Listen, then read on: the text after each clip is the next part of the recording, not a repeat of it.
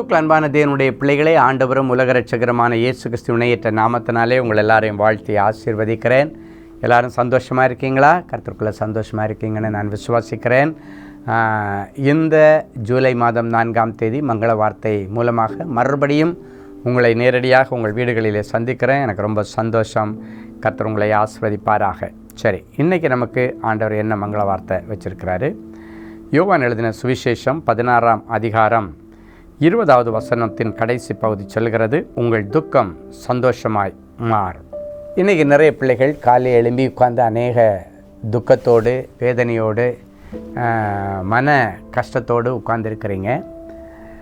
இந்த துக்கம் எனக்கு எப்போ மாறும்? இந்த துக்ககரமான சூழ்நிலைகளிலிருந்து நான் எப்போ வெளியே வருவேன் என்றெல்லாம் சொல்லி அநேக பிள்ளைகள் துக்க முகத்தோடு இருக்கிறதை ஆண்டவர் அறிந்து இன்றைக்கி இந்த வார்த்தையின் மூலமாக உங்கள் கூட பேசுகிறாரு.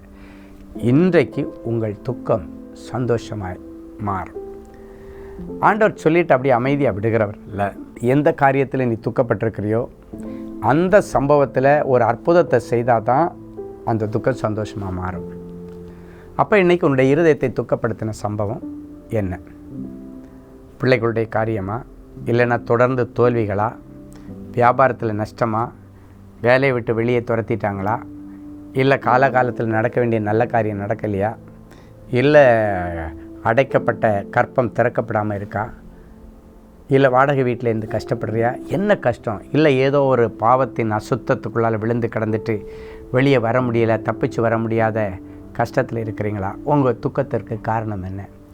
அந்த துக்கத்தை ஆண்டவருடைய சமூகத்தில் ஒப்படைச்சிருங்க. அன்றைக்கு யாபேஸுக்கு துக்கம் அப்படின்னு அவங்க அம்மா பேர் வச்சாங்க. யாபேஸ்னால் துக்கம்னு அர்த்தம்.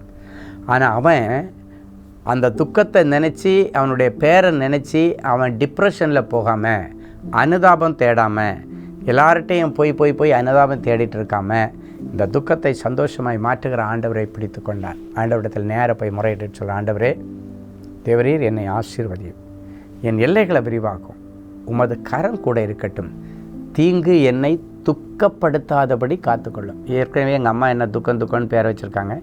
இதுக்கு மேலே எனக்கு ஏதாவது தீங்கோ, தீமையோ, நஷ்டமோ, இழப்போ, தேவையில்லாத வியாதியோ வந்துச்சுன்னா கூட கொஞ்சம் எல்லோரும் சேர்ந்து என்னை துக்கப்படுத்திடுவாங்க. நான் துக்கப்படக்கூடாது ஆண்டவரே, அதனால் தீங்கு என்னை துக்கப்படுத்தாதபடிக்கு அதற்கு விலக்கி காத்தருளும் என்று வேண்டினான்.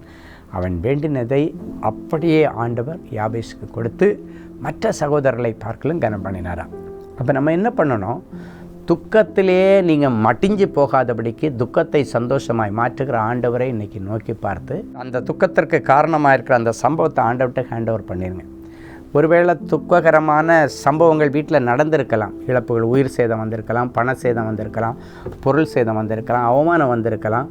அதனால் அதை நினச்சிட்டே நீங்கள் கவலைப்பட்டு உங்கள் சரீரத்தில் வியாதியை நீங்கள் சேர்த்துக்கொள்ளாதபடிக்கு ஏதாவது அப்படி சம்பவங்கள் வரும்போது, ஆண்டவரே என்னை நீங்கள் தேற்றுங்கப்பா, நீர் சகலவித ஆறுதலின் தேவன், இந்த காரியம் இப்படியெல்லாம் வீட்டில் நடந்துருச்சு, இது எனக்கு மனசுக்கு ரொம்ப கஷ்டமாக இருக்குது, இப்படியே இருந்தாச்சுன்னா என்னால் ஃபேமிலியை ரன் பண்ண முடியாது, இப்படியே இருந்தால் இயல்பு வாழ்க்கைக்கு நான் திரும்ப முடியாது, ஏதாவது ஒன்று செய்யுங்கன்னு சொன்னால் ஆண்டவர் இம்மீடியட்டாக அந்த விஷயத்தில் தலையிட்டு ஒரு அற்புதத்தை செய்து உங்களை மகிழ பண்ணுவார். துக்க வீடாக இருந்த ஈசாக்கினுடைய வீடு சந்தோஷமான தன் மனைவியாகிய ரெபேக்காளோட ஹாப்பியாக விளையாடிட்டு இருக்கிறான். அந்த அளவுக்கு மாறினதற்கு காரணம் என்னென்றால் அவனுடைய தாயாருடைய மரணம் அவனுக்கு துக்கத்தை சந்தோஷமாக மாற்றும்படிக்கு ஒரு சுப காரியத்தை அவனுடைய வாழ்க்கையில் செய்து கொடுத்து அந்த வீட்டை கலகலப்பாக மாற்றினார். இன்றைக்கி அப்படிப்பட்ட கலகலப்பான சந்தோஷமான சூழ்நிலையும் அற்புதங்களும் உங்கள் வீட்டில் நடக்கும். ஜெபிக்கலாமா? அன்பான ஆண்டவரே, உமக்கு நன்றி.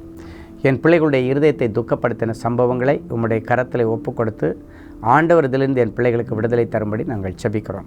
அந்த சம்பவங்களில் ஆண்டவர் அதிசயத்தை விளங்க பண்ணும், ஒரு அற்புதத்தை விளங்க பண்ணும். அதன் நிமித்தம் இவர்கள் இழந்து போன அந்த சந்தோஷமும் சமாதானமும் மறுபடியும் என் பிள்ளைகளுக்கு கிடைக்கட்டும். என்னுடைய துக்கம் சந்தோஷமாய் மாறட்டும், அழுகை ஆனந்த கழிப்பாய் மாறட்டும்.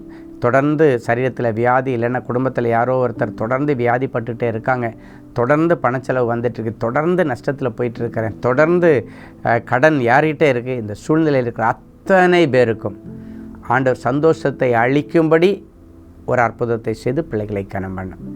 இயேசுவின் மூலம் பிதாவே.